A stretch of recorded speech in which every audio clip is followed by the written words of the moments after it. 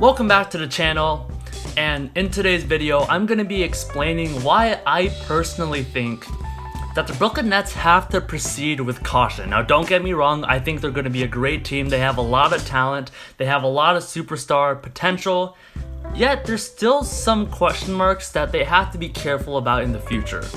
Now, before I go into my basketball analysis, I want to remind everybody to drop a sub, drop a like, comment down below what you think. Here on the Mix channel, we are releasing daily videos.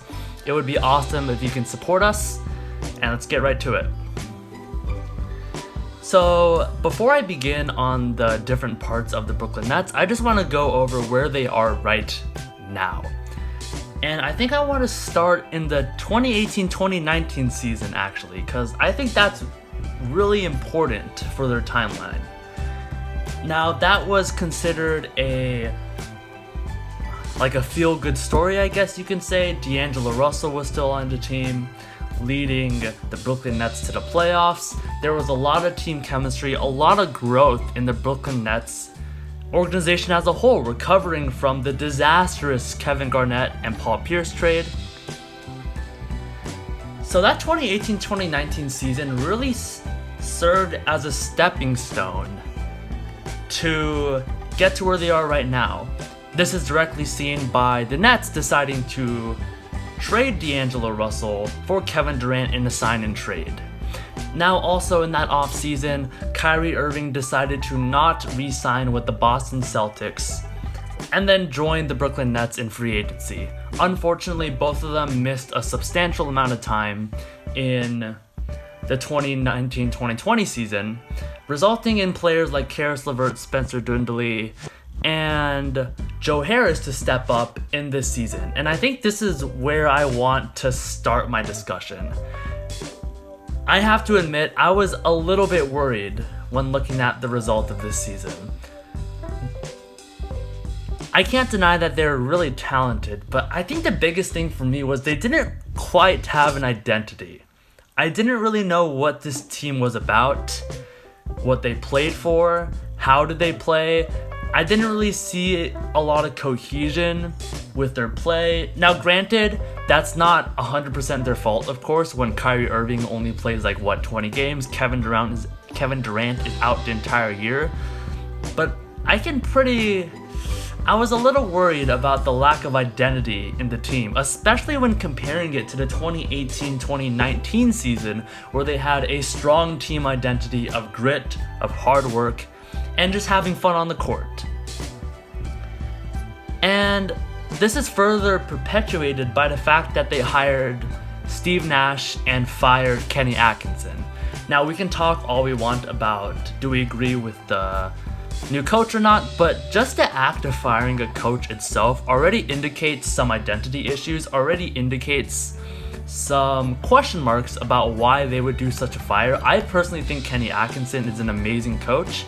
I guess Kyrie Irving and the Brooklyn Nets front office don't agree, and I actually do like the hiring of Steve Nash. Yet, as I said before, that move inherently of firing a coach, that already kind of puts not just a question mark on team identity, but also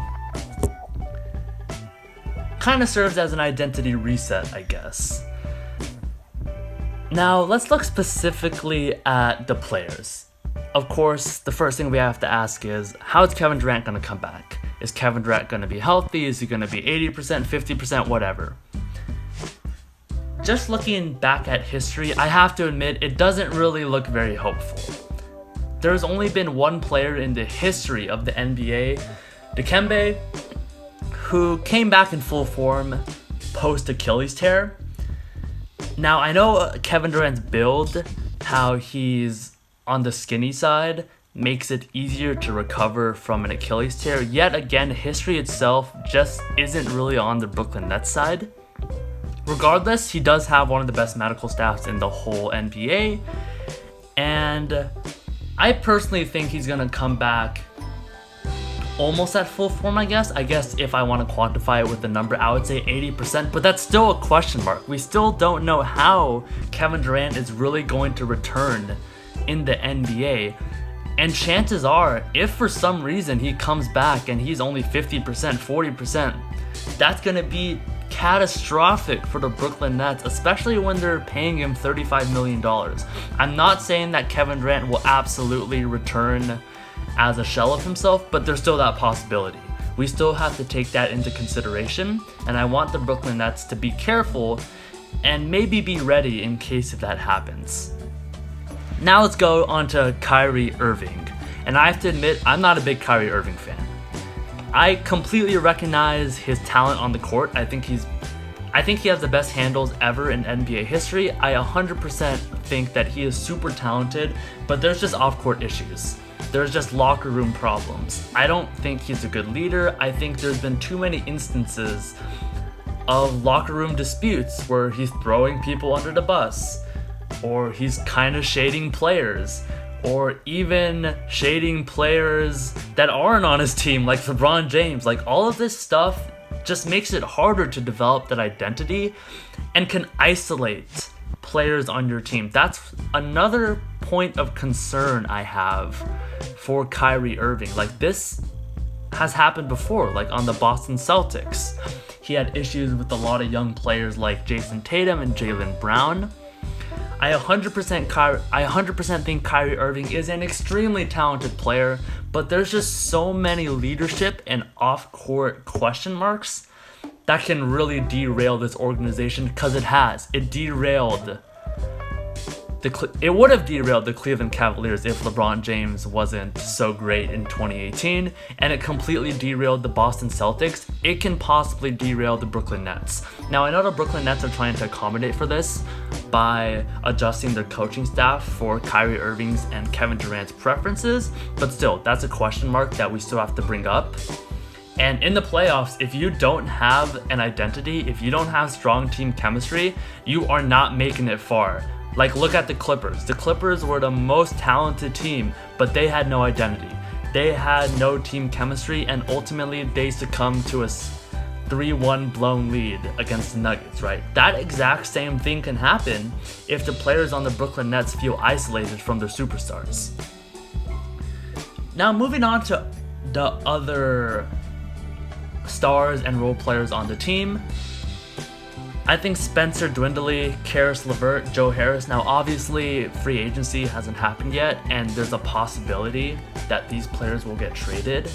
But actually, in my opinion, I think it's a big mistake to shake up the roster and trade their entire core in Spencer, and not their core, but key role players for someone like Bradley Beal, or trading for Aaron Gordon, or trading for whoever, or Drew Holiday, or whatever. I think we should wait for the trade deadline in the 2020-2021 season, so you already have an established culture and an established identity before making those moves.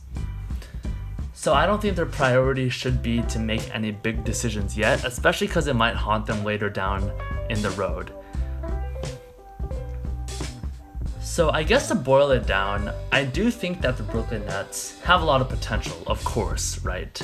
They have even Spencer and Karis. Like, those are extremely talented players who I think will be stars later on in the league. But just because there's a lot of talent on a team doesn't mean that it's necessarily going to be successful. And that's why I think the Nets should really think carefully about how Kevin Durant is going to come back. Is Kyrie Irving going to be that leader to create team cohesion? Is Steve Nash going to put this team together and put them in a situation to succeed?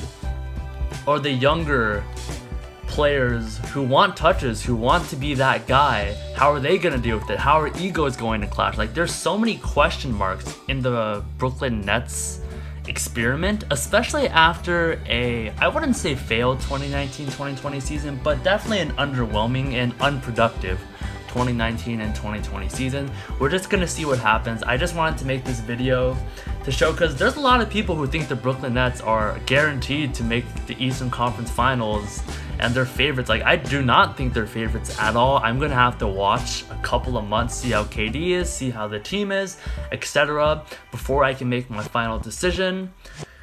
If you have any comments, questions, drop them down below. And peace out. Make sure to sub and like, and see y'all next time.